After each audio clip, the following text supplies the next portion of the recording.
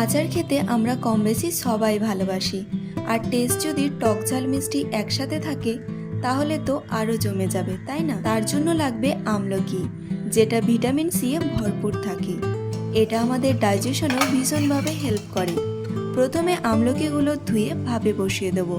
আমার কাছে ভাপ দেওয়ার কোনো পাত্র ছিল না, তাই এই পাত্রের মধ্যে নিচে জল নিয়ে ওপরে বাটি বসিয়ে আমলকিটা ভাপে বসিয়েছি।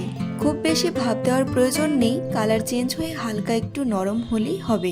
আমলকিগুলো নামিয়ে ঠান্ডা করে এইভাবে ছোট ছোট করে কেটে নেব। টুকরোগুলো এক সাইজ করলে দেখতে বেশ সুন্দর লাগবে।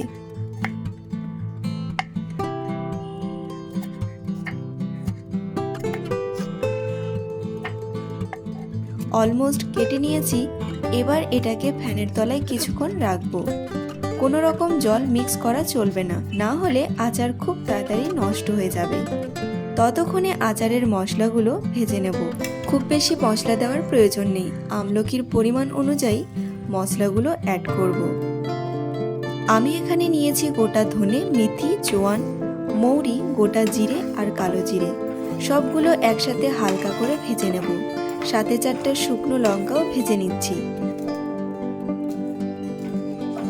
ভাজা হয়ে গেলে কিছুক্ষণ ঠান্ডা করে মিক্সারে বেটে নেব। এই ভেজে রাখা মশলাগুলো শিলনোড়াতেও কিন্তু খুব সুন্দর বাটা হয়।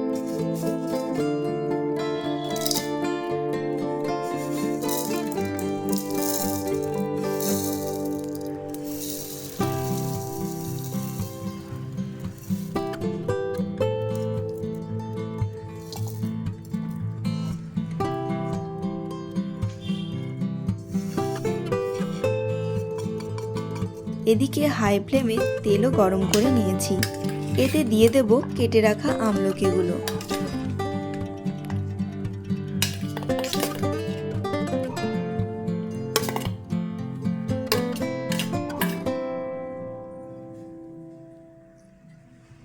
তারপর এতে দিয়ে দেব বেটে রাখা মশলা।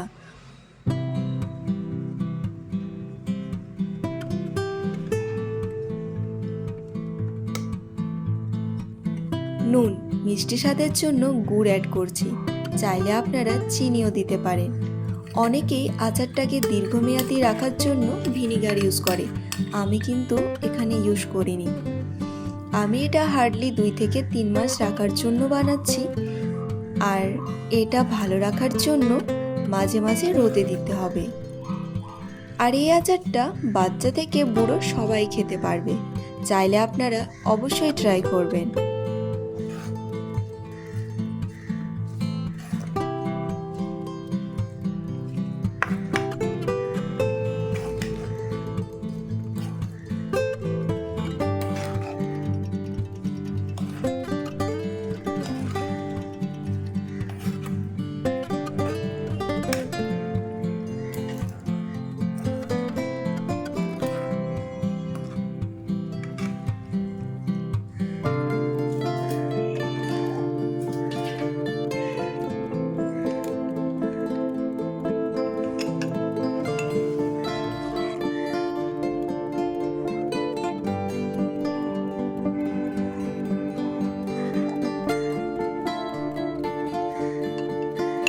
তো আমার এই আচার তৈরির রেসিপি কেমন লাগলো কমেন্টে অবশ্যই জানাবেন, আর ট্রাই করতে ভুলবেন না।